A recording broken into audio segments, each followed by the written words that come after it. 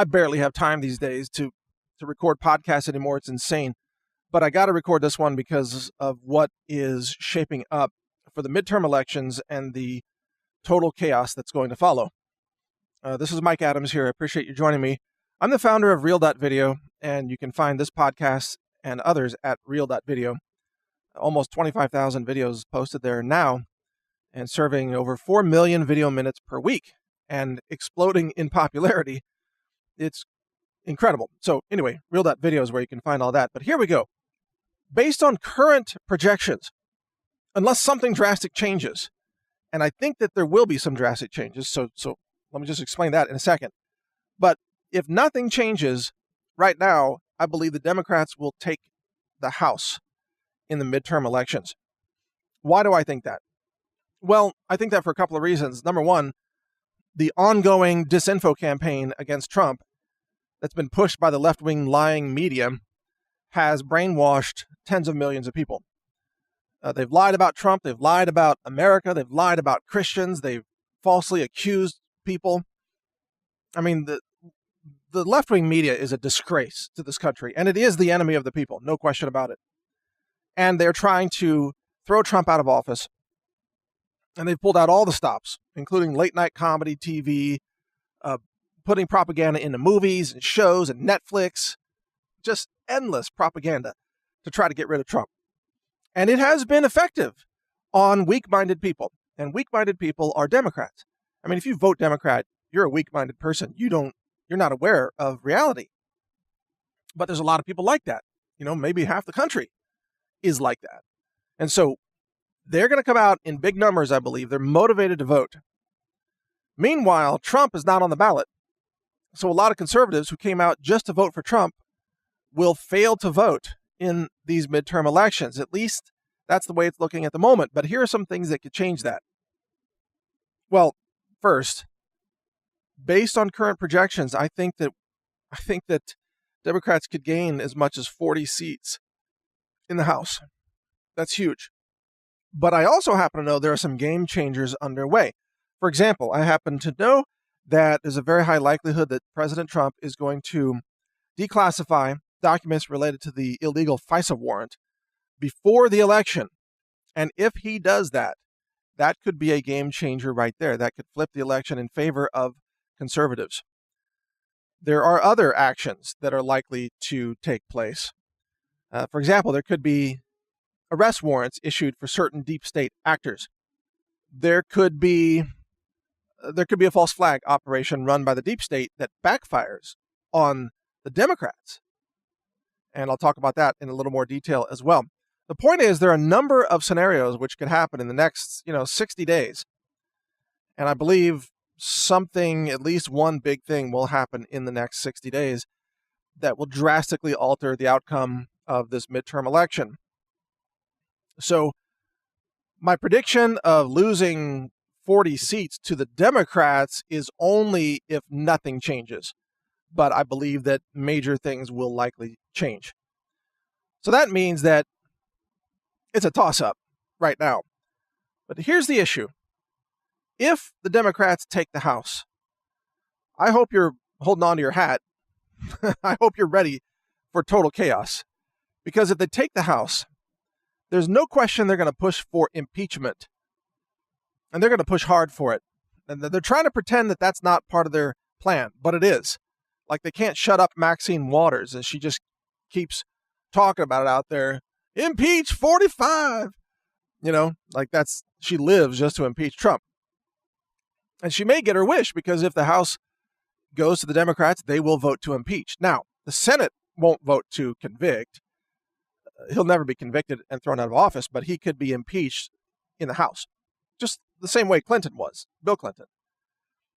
Now, this, of course, is likely to unleash a massive uprising of pro-Trump patriots, pro-America patriots, who are sick and tired of the deep state running a coup against their country. And I think that the impeachment of President Trump, if it happens, would be the trigger event, no pun intended, the trigger event to a massive backlash against the deep state and the Democrats and the fake news media And I wouldn't put it past the patriots across America to wage marches, to protests physically in front of CNN and Facebook and Google. The tech giants would be under intense pressure. The media, the fake news media, the anti-America media like CNN would be under intense pressure. Patriots and people who love America and people who supported Trump, I think, are just about at a point where they're fed up with the manipulations and the lies and the attacks on their country and the attacks on their president. And impeachment would be the tipping point. I'm quite sure of that. Now, what would that look like? Well, if you start having peaceful patriots taking to the streets and protesting and demanding that their constitution be protected and demanding an end to the fake news media, take down CNN, deplatform CNN, then you're going to get Antifa violent terrorists also taking to the streets to try to attack the patriots. Now, it doesn't take a genius to figure out that it wouldn't take long before this escalates into probably kinetic conflict, because Antifa terrorists, they always threaten to shoot people. They've been violently attacking people. They've waged over 500 violent attacks on patriots so far all across the country over the last couple of years. And it's not hard to figure out that the patriots are not going to stand there and just get bashed over the head with bike locks or get shot at without returning fire. The patriots are going to defend themselves. And they're going to defend themselves using constitutionally protected means, which means that there's going to be a whole lot of Antifa people getting shot in self-defense, which is a justified shooting. Self-defense shooting. If they come attacking you and there's an Antifa mob and they're calling for your death and they're calling for the murder of cops, which they do all the time, and they're calling for the murder of Trump supporters, they're masked in black. They're wearing black uniforms, even though they're mostly white people. But they always wear black and they wear masks to hide their identity so they can commit these crimes and get away with it. Well, guess what?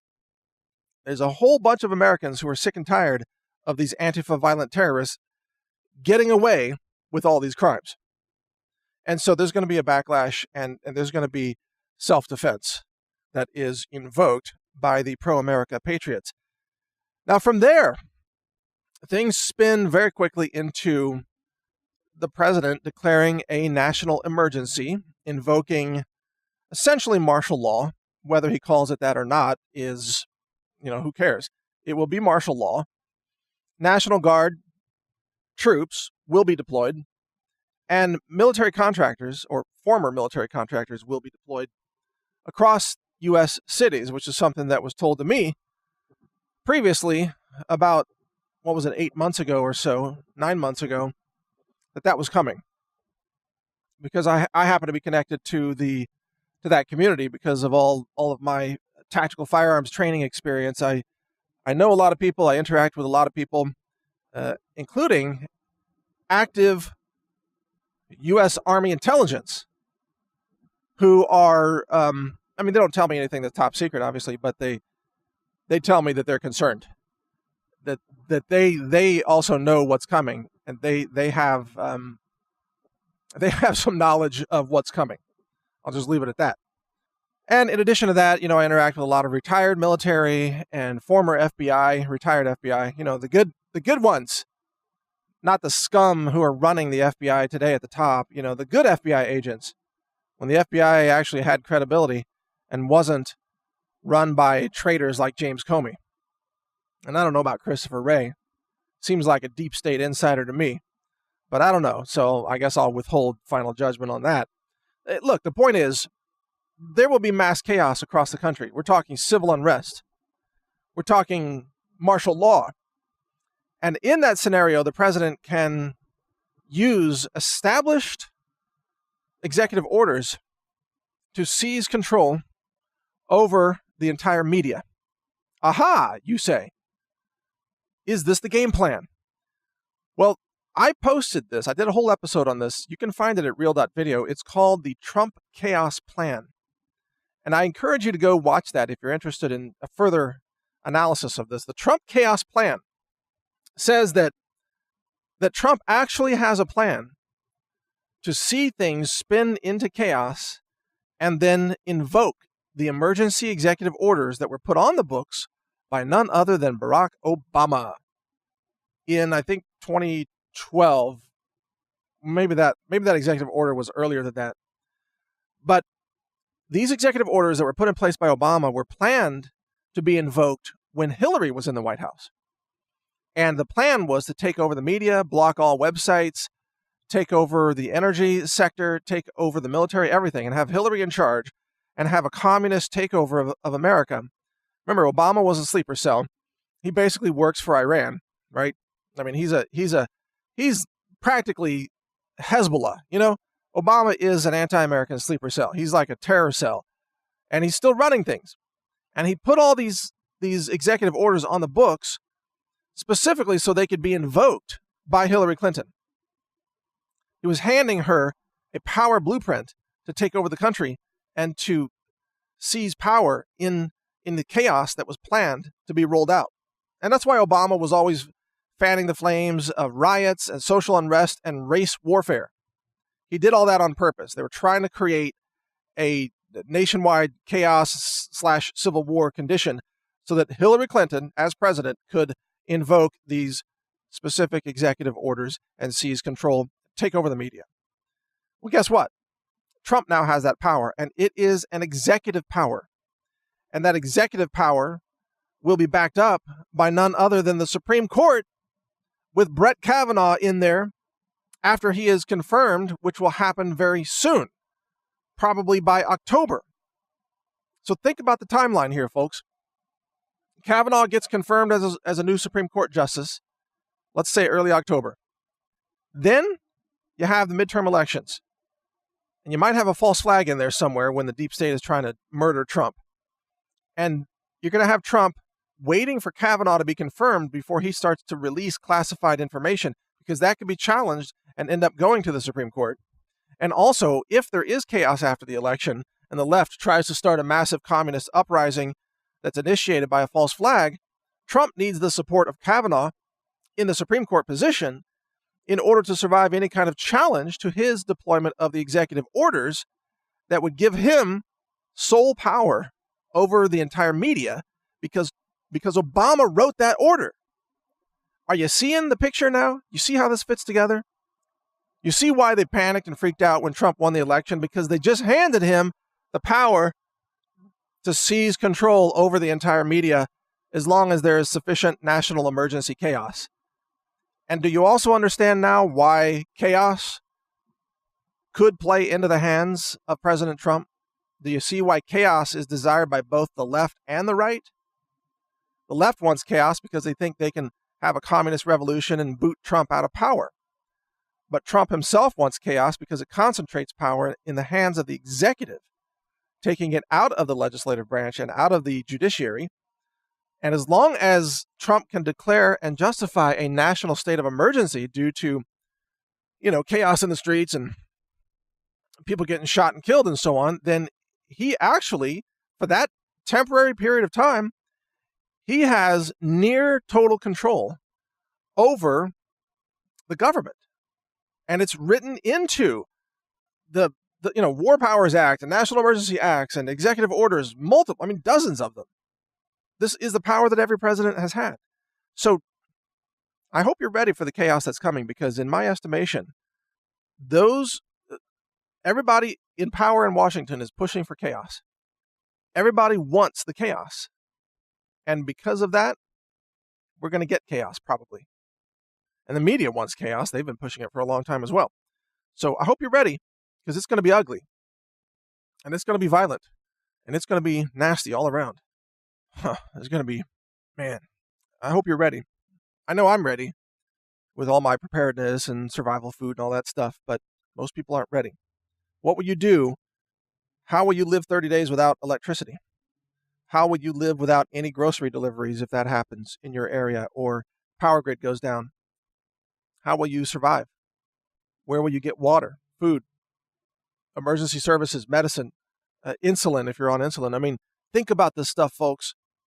We're now entering a very strange time, and events are going to unfold in the next few months that will changed the future history of this country forever. Mark my words. You're living through the most interesting history, as they say, that America has gone through since its founding. And, the curse that they say, may you live in interesting times. You are living in interesting times. And it's about to get very strange and potentially very violent. So be safe. Read my website, survival.news. Listen to my podcast at real.video. Read my website, naturalnews.com. And most of all, just get prepared, folks. Get prepared. If you're not ready, there's going to be a day where it's too late. So do it now. Thanks for listening. Learn more at healthrangerreport.com.